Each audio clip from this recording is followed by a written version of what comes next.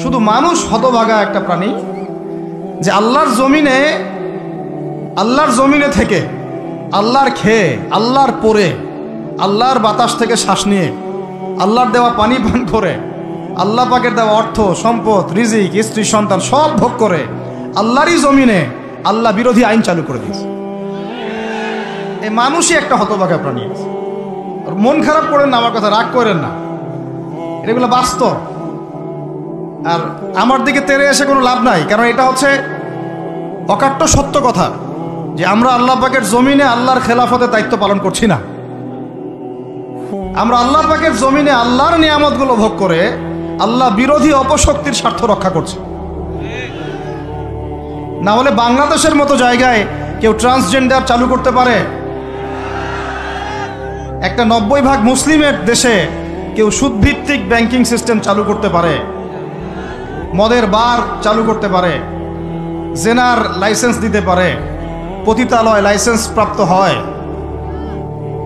কখনো ওই যে যাত্রা পালাগান ঢাকঢোল ডুগি তবলা বাজতেছে, কেউ প্রতিবাদও করতে পারে না। করতে গেলে তাকে বলা হয় সে মৌলবাদী, সে সন্ত্রাসী, সে জঙ্গি, উগ্রবাদী। তো আমরা যদি আল্লাহ পাকের জমিনে আল্লাহর খেয়ে, আল্লাহর পরে, আল্লাহ পাকের সব নিয়ামত ভোগ করে এই যদি হয় আমাদের অবস্থা, তাহলে আমাকে আপনি বলেন যে আল্লাহ পাকের কি বয়ে গেছে যে আমাদের হাতে আল্লাহ পাক এই দুনিয়াতে বিজয় দিবেন? আর কোনো জাতি নাই? পুরো মহাবিশ্বে সবাই আল্লাহর হুকুম মেনে চলে।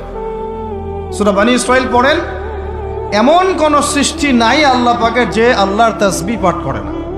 শুধু মানুষই হতভাগা একটা সৃষ্টি। আমরা, আল্লাহ মাফ করেন আমাদেরকে, নামাজও পড়ে না। কি করে না? পাঁচবার দিনে বলা হচ্ছে হাইয়া আলাস সালাহ, হাইয়া আলাল ফালাহ, সাফল্যের জন্য আসো, সালাতের জন্য আসো, কল্যাণের জন্য আসো।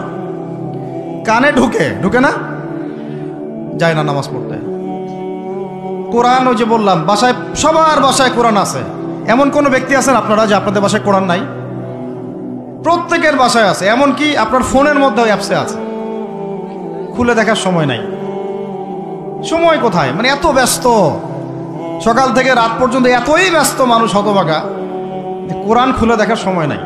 আবার বলে, এসব কথা বললে আবার বলবে যে আমরা কি ইসলাম কম বুঝি? আপনারাই ইসলাম বুঝেন, আমরা বুঝি না। আপনারাই মুসলমান, আমরা মুসলমান না, এইগুলো বলবে। উমর রাদিয়াল্লাহু আনহু ঠিকই বলেছিলেন আজকে থেকে এই 1400 বছর আগে, যে ইসলাম ধ্বংস হবে যখন দেখবা তিনটা বিষয় সমাজে চলছে।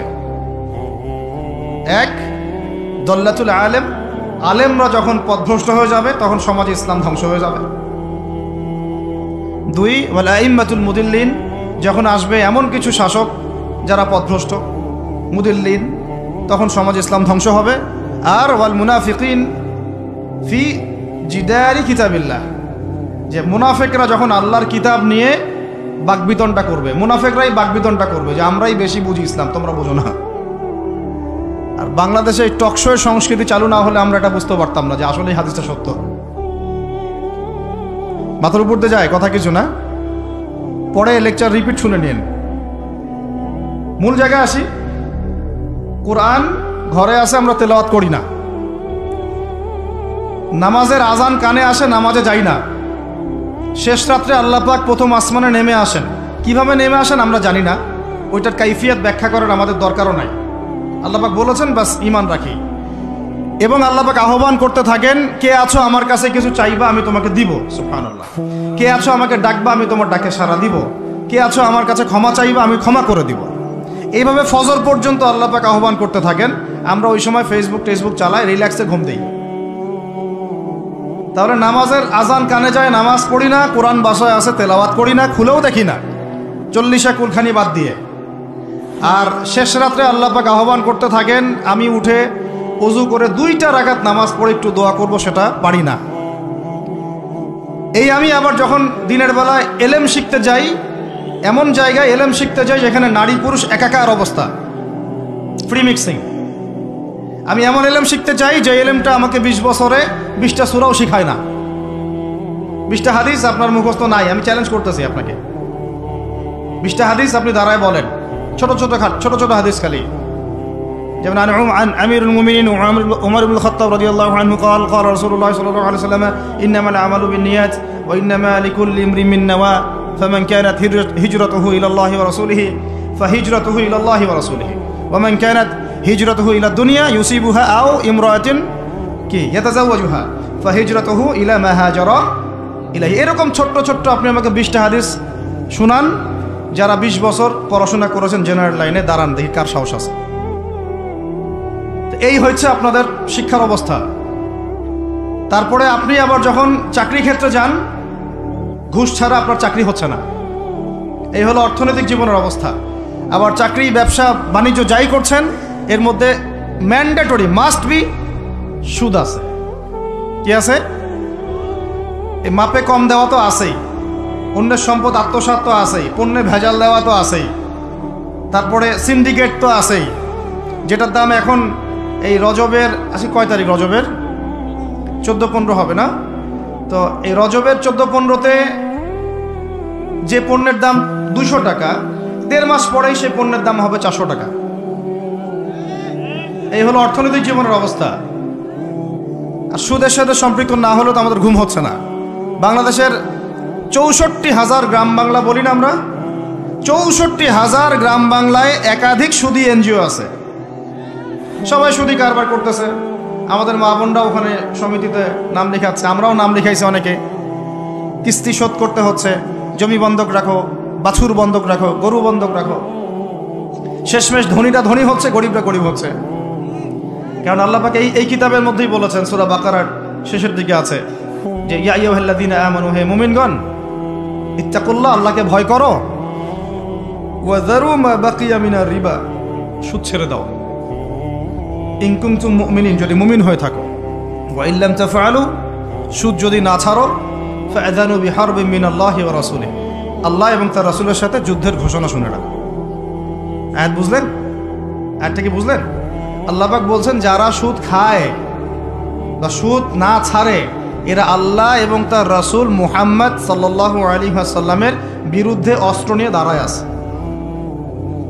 তো আপনার আমার কল্যাণ হবে না ভাই? দুনিয়ায় পরকালে কল্যাণ হবে না? আমরা হাউজে কাউসারের পানি তো পাবো ইনশাআল্লাহ, আমরা কবরের উত্তর তো দিতে পারবো ইনশাআল্লাহ। আমাদের জন্য নবী সাল্লাল্লাহু আলাইহি ওয়াসাল্লাম সুপারিশ তো করবেন ইনশাআল্লাহ। সুপারিশ তো নবীজি করবেন, এটা ঠিক আছে, এটা তো ঠিক আছে। কিন্তু কোরআনে যে আল্লাহ পাক বললেন সুদ যদি তোমরা না ছাড়ো, তাহলে জেনে রেখো তোমরা আল্লাহ এবং তার রাসূলের বিরুদ্ধে যুদ্ধ করতেছো। তো এখন এইটা আমরা কিভাবে আল্লাহ পাককে বুঝ দিব? দুনিয়াতে না বুঝ দিলাম, দুনিয়াতে হয়তো কারো ক্ষমতা আছে, জবানটা বন্ধ করে দিল, এই কথা বলতে পারবেন না, চুপ একদম। সম্ভব কিনা? দুনিয়াতে হয়তো সুদের মহাজন যারা একত্রিত হয়ে দেখা গেল যে একে তো সরাইতে হবে রাস্তা থেকে, এ তো মারাত্মক কথা বলতেছে, সরাই না হয় দিল, হতেও তো পারে, ইতিহাসে হয় নাই এমন। তারপরে কারো হয়তো দুনিয়াবি স্বার্থ আছে, বুঝাচ্ছে আমার বউ আছে, বাচ্চা আছে, চাকরি বাকরি কেমনে ছাড়ি ইত্যাদি। তো সব না হয় বুঝলাম, আল্লাহ পাকের সামনে আপনি এখন কি বুঝটা দিবেন?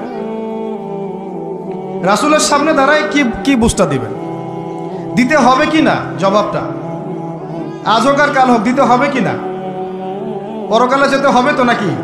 তো তাই যদি হয়, এটা যদি আমাদের ফাইনাল ডেস্টিনেশন হয়, চূড়ান্ত গন্তব্য হয়, তাহলে কোন ব্যক্তি বুদ্ধিমান, যে দুনিয়াতে সংশোধিত হয় সে, নাকি পরকালে যে ব্যক্তি অপেক্ষায় বসে থাকে সে?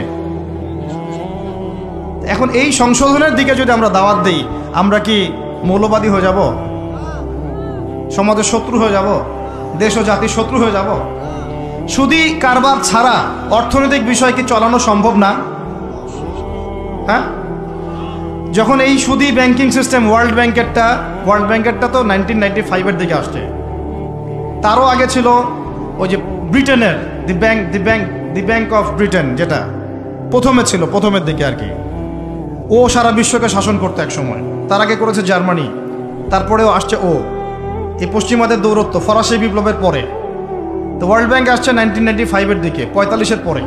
এর আগে মুসলমানরা বিশ্ব শাসন করে নাই, 4 খলিফা করেন নাই, উমাইয়ারা, আব্বাসীয়রা, ফাতেমেরা, মোগলরা, তুর্কিরা, উসমানীয়রা, তারা কি বিশ্ব শাসন করে নাই?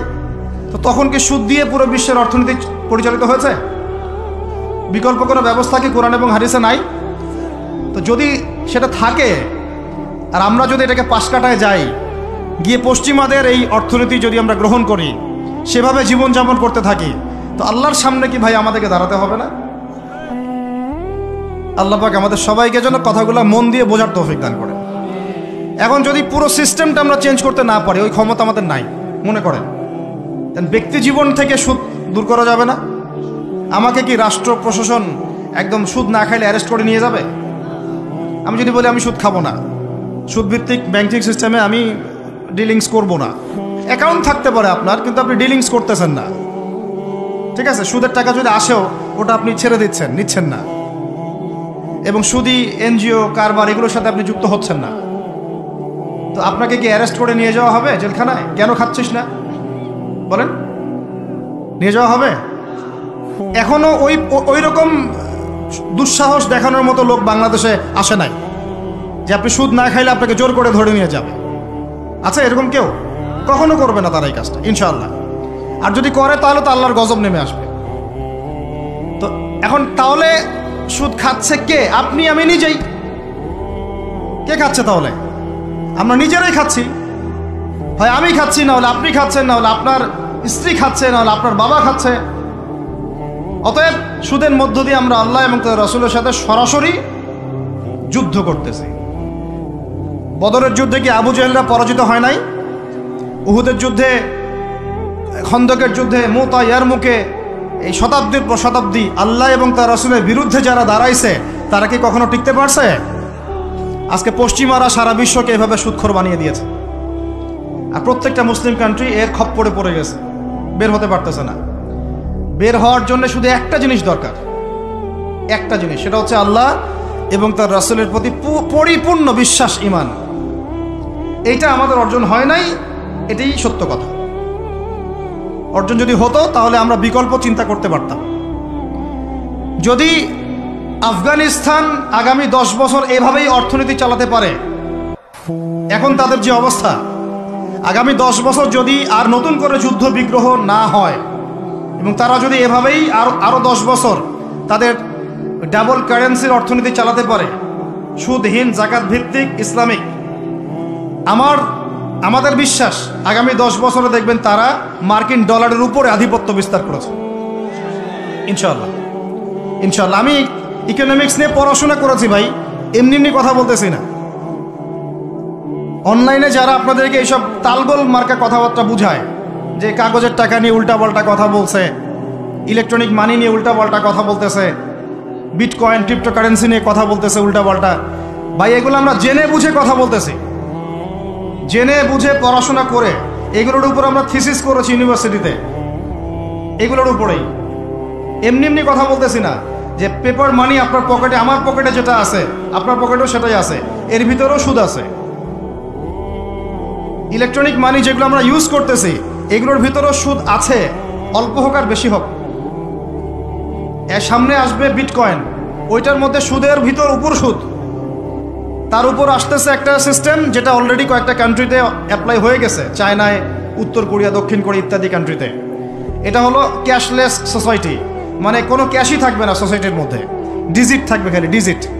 মানে আপনি বলতে পারবেন না যে আমার 1 লক্ষ টাকা আছে, যদি বলি 1 লক্ষ টাকা আছে, টাকাটা আমার হাতে দেন দেখি, আপনি হাতে দিতে পারবেন না, দেওয়ার মতো কিছু নাই। ওইটা আপনার ডিজিটে থাকবে, নাম্বারে, ফিগারে। 1 লাখ এটা ফিগার। ইতিহাসে এমন কোনো কারেন্সি আসে নাই যেটা ধরাও যায় না, ছোঁয়াও যায় না, পকেটেও রাখা যায় না। এটা আসতেছে সামনে। যারা বুঝে না এগুলা, আমরা আক্রমণাত্মক কথা বলতে চাচ্ছি না, আল্লাহ পাক তাদেরকে হেদায়েত দান করুন। যারা বুঝে না তারা মনে করতে পারে এগুলো হচ্ছে ভবিষ্যৎবাণী, আদতে এইগুলা বর্তমান বিশ্বে চলতেছে, আমাদের সে সম্পর্কে জ্ঞান নাই। আমরা অনেকেই ক্যাশলেস সোসাইটি প্রতিষ্ঠার চেষ্টা করতেছি, এটার মধ্যে যতটুকু কল্যাণ আছে না তার চেয়ে বেশি অকল্যাণ আছে। যখন আমরা একটা জিনিস চালু হয়ে যায় তখন সবাই কিন্তু প্রতিবাদ করি না, যখন চালু হয়ে যায় তারপরে ওরা যখন ইসলাম বিরোধী এজেন্ডা বাস্তবায়ন করে তখন আমাদের টনক নড়ে। এক্সাম্পল দেই একটা, তাহলে বুঝবেন। আজকে ট্রান্সজেন্ডার নিয়ে যারা পেট্রোনাইজ করতেছে, পিছন থেকে ফান্ডিং করতেছে, এটাকে প্রমোট করতেছে, অনলাইন অফলাইন যেখানে ঢুকবেন খালি এগুলোই দেখা যাচ্ছে, এর পিছনে একটা সুদী এনজিওদের হাত আছে। কাদের হাত আছে? তো এখন সারা দেশে যখন এরা কারবার শুরু করেছিল তখন আমরা কিন্তু সবাই মিলে এইভাবে প্রতিবাদ করি নাই। আজকে যখন তারা একটা জিনিসকে প্রতিষ্ঠা করার চেষ্টা করতেছে ওদের স্বার্থে, ইসলামের বিপক্ষে, এখন আমাদের অনেকে টনক নড়তেছে যে আরে এ কি হচ্ছে, আমাদের মুসলমানদের বাচ্চারা এগুলো কি শিখতেছে। সমস্যা হচ্ছে আমরা সমস্যা আসলে শুরুতে বোঝার মতো ওই নূর, বাসিরা, হিকমা আমাদের এখনো পয়দা হয়নি। এবং শেষে গিয়ে একদম কুলে, কি বলে ওটাকে, মাঝপথে গিয়ে যখন দড়িয়ে যখন নৌকা ডোবা শুরু করে তখন আমাদের হুঁশ ফিরে, আরে কি হচ্ছে এখন। তো আল্লাহ পাক আমাদেরকে বিজয় দিবেন এটা প্রতিশ্রুতি দিয়েছেন। যে একটা নিয়ে কথা বলতে গেলে ভিতরে চলে গেছে। আমার সমস্যা এটাই, আলোচনা করতে গেলে একটু বেশি ভিতরে চলে যাই, পরে আর বেরোতে পারি না। আপনারা কি আলোচনা বুঝতে পারতেছেন? আল্লাহ পাক আমাদেরকে প্রতিশ্রুতি দিয়েছেন যে তোমরা দুশ্চিন্তাগ্রস্ত হয়েও না, তোমরা টেনশন করো না, ভয় পেও না, হীনবল হয়েও না, আনতুমুল আ'লাউনা, তোমরাই বিজয়ী হবে এই দুনিয়াতে এবং আখিরাতে, তোমরাই বিজয়ী হবে ইন কুনতুম মুমিনিন, যদি প্রকৃতপক্ষে মুমিন হয়ে থাকো। আমাকে বলেন, যারা আজান শুনেও নামাজে যায় না এরা কি মুমিন? বলেন। আপনি মনে করছেন আমি জুমার নামাজ তো পড়ি, ঈদের নামাজ তো পড়ি। এমনও হতভাগা মানুষ আছে পৃথিবীতে যাদের নামাজ প্রথমবার তারা নামাজ পড়ে জানাজার নামাজ। আছে না ভাই? আল্লাহ পাক আমাদের সবাইকে 5 ওয়াক্ত নামাজি হওয়ার তৌফিক দান করেন। এবং কাজা নামাজ অনেকের আছে, আল্লাহ পাক সেগুলো আদায় করার তৌফিক দান করেন। আপনারা যখন হজ উমরা সফরে যাবেন বেশি বেশি সেখানে নামাজ পড়বেন, কারণ ওখানে 1 রাকাত নামাজ হারাম শরীফে পড়লে 1 লক্ষ রাকাতের নেকি হয়, আর মদিনা মুনাওয়ারায় পড়লে, মানে হারামে পড়লে 1000 নেকি হয়। আর এই দুইটা আমরা খুব ভালো জানি, মিম্বরে আলোচনা হয় খুব, মাশাআল্লাহ, তাই না? তো নসিহত হচ্ছে ওখানে গিয়ে আমরা বেশি বেশি নামাজ পড়বো, নফল নামাজ, ঠিক আছে? কাজা নামাজগুলো হিসেব করে আদায় করার চেষ্টা করবো ইনশাআল্লাহ। তবে হাদিসে আরেকটা জায়গা আছে, ওইটা আমরা ভুলে গেছি। আরও একটা মসজিদ আমাদের আছে ভাই, যেখানে 2 রাকাত নামাজ পড়লে জীবনের সব গুনাহ মাফ হয়ে যায়। ওইটা আমাদের পাঠ্যপুস্তকে নাই, আমাদের চেতনায় নাই, আলোচনায় নাই, মিম্বরে নাই, খুতবায় নাই। সেই মসজিদ কোথায়? ওই মসজিদ কি আমাদের না ইহুদিদের? কি মনে হয় আপনাদের? ওই আল-আকসা কি আমাদের না ওদের? ওইখানে 2 রাকাত নামাজ পড়লে, সফর করে 2 রাকাত নামাজ পড়লে জীবনের সব গুনাহ মাফ হয়ে যাবে। ওইখানে আমরা এখন ঢুকতে পারি না। কারো কোনো ফিকির আছে?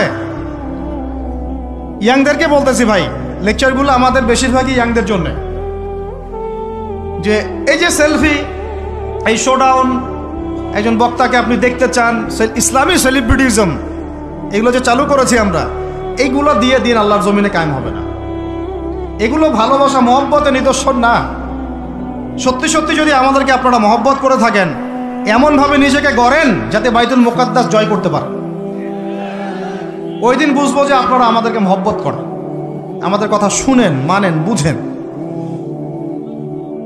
এমন একটা জামা আমাদেরকে করতে হবে যার একজন নেতা থাকবে, একটা নেতা, একদম সামি'না ওয়া আতা'না, শুনলাম মানলাম, এমন নেতা। এত ইখতিলাফ, এত বিভক্তি চলবে না।